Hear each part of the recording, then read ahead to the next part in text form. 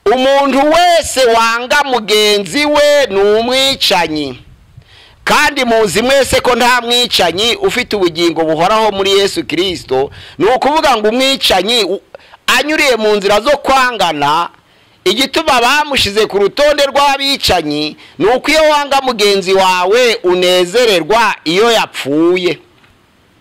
Kuko Abaroma igice cya 132 haravuga ngo saba bikora gusa ahubwo bashima n'abayikora, bisobanura ngo abisha abantu babisha abantu, ariko n'ababahimbaje bakabashima bafatanije nabe kwica. Nuvuga ngo mu gushima ni ugufatanya n'uwishe. Nizo mpamvu Pawulo aravuze ngo umuntu wishimira uwapfuye nawe yamwisheho, natihana rero azanyura mu rubanza rwo kwica.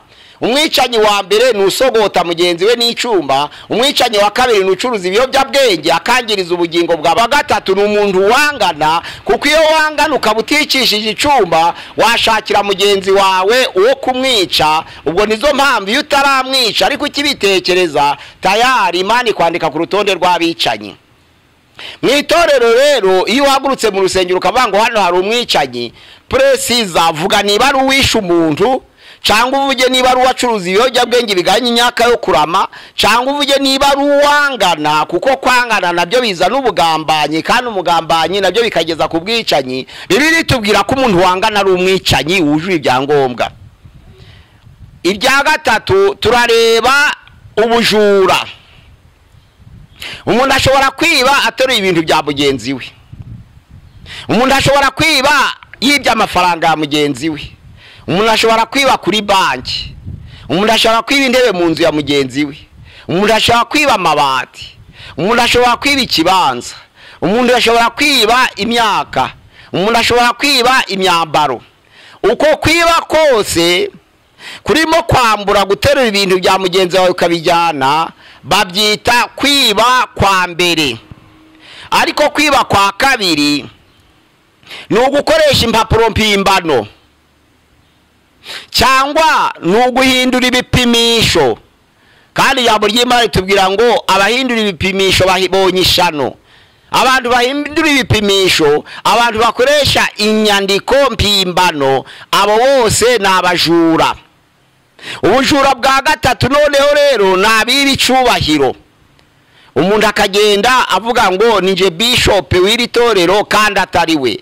Umuntu akavuga ngo ninje meya wa Gasabo kandi atari we. Umuntu akavuga ngo ndi kolonere kandi atari we. Umuntu akavuga ngo ndi pasteur kandi atari we. Umuntu akavuga ngo ndi muganga kandi atari we, ashaka kugaragaza icubahiro imbere y'abantu ahuye nabo.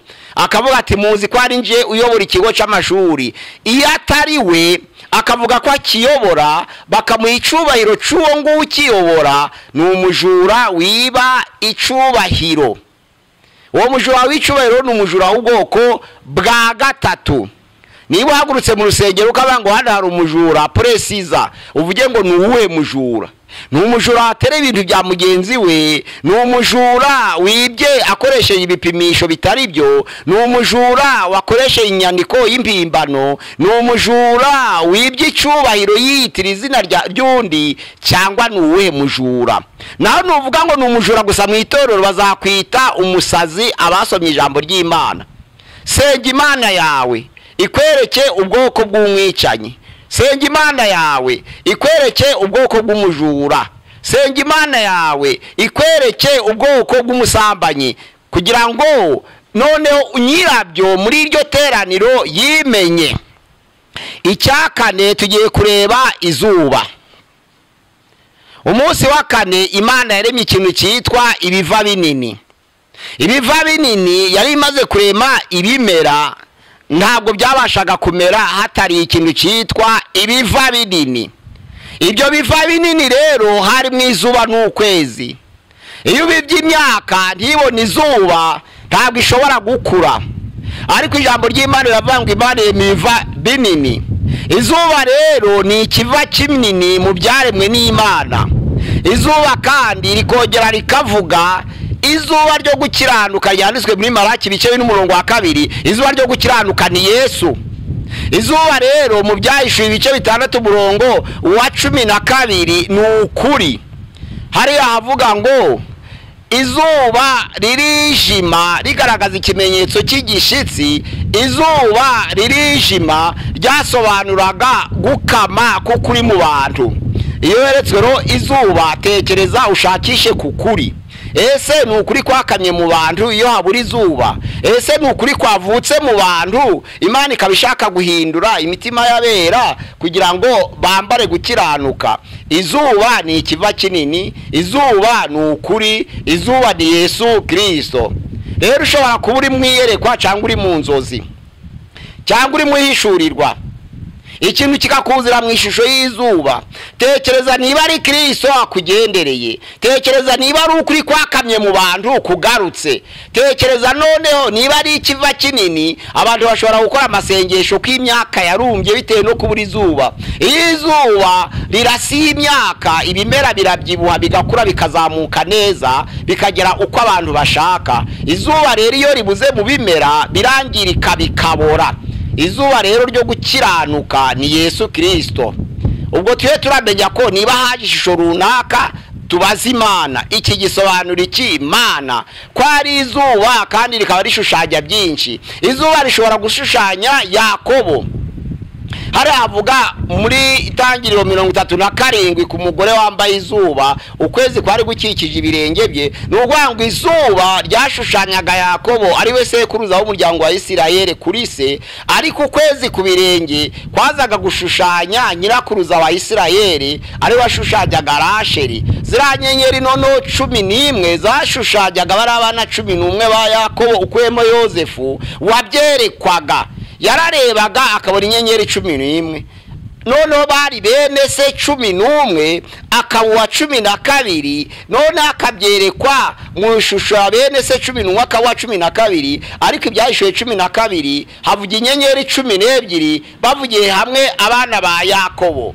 Bavuze izuba nka Yakobo, bavuga ukwezi nka Rasheli, none bavuga inyenyeri 12 nk'urubyaro rwa Yakobo, kuko Rasheli ntabwo ari we wenyine ari umugore wa Yakobo, ariko niwe warepresentaga wagaragaza gishusho ya nyirakuruza w'ubwoko bw'Imana Isirayeli, kuko ari we Yakobo yakunze mbere yakija kwa sebukwe Labani. Ni umubarwaho rero.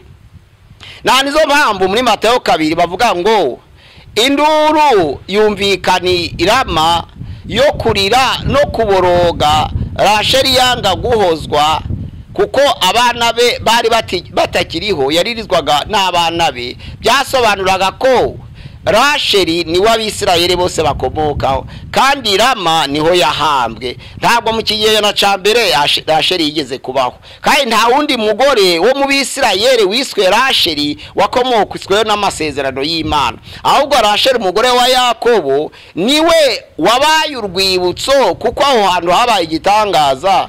Yarahahambwe, ariko Abisirayeli bari kujanwa mu Babuloni barahacumbika, bafatirwa n'icorezo c'indwara, barapfa barashira. Noneho abana b'imyaka 2 no kumanura b'i Betelehemu nabo kuko bari Abayuda, kandi umwami wari utanze itegeko akaba ari umwami w'Ubuyuda, byatanze urwibutso rwo kwibuka Rasheli.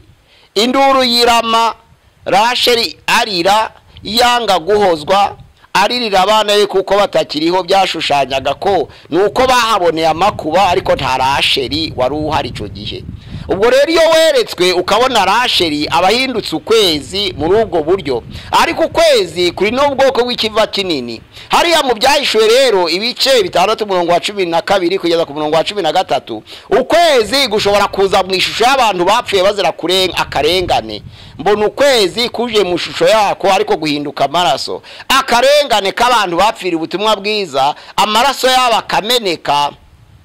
Byaje kuza mu ishusho y'ukwezi kwahindutse amaraso. Imana yacu dusange, niba weretswe usenga Imana ikumurikire. Niba ubonye ubusambanyi umenye ngo nuwe busambanyi, wihaguruka gusa mu iterano ngo hano hari umusambanyi. Arahari nyine, ariko nuwe bwoko kugira ngo yibenye. Nuwahehese, we watinze umugabo, nuwararikiye itungo, nuwifuje, nuwakoze insemination, ese nuwendanye mu kibuno. Ibyo byose ni ubwoko bw'ubusambanyi butandukanye, kandi bugomba kwerekwa uburi busambanyi kwabwo. Imana yacu bagendere kandi bafashe twe kujya twereka ibihimbano nk'uko Yeremiya yavuze ngo abantu b'iki gihe basigaye barahanurira ubwoko bwanje ariko bakabahanurira ibihimbwe n'imitima yabo. Mureke Imana ivuge, mureke Imana yohereza inzozi, mureke Imana ibabonekere, mureke Imana ibihishurire kugira ngo nuja guhaguruka mu itorero ry'Imana uvuge icyubaka we kuvuga igisenya. Imana yacu dufashe kandi twigishe kugira ngo tugendere mu nzira zitumanaho hagati yacu n'Imana neza kandi n'Imana izabyishimire mu izina rya Yesu Kristo Umwami wacu. Amina. Gusenga everyday, gusenga buri munsi. Nusenga uzanesha. Nunanigwa gusenga uzaneshwa. Senga.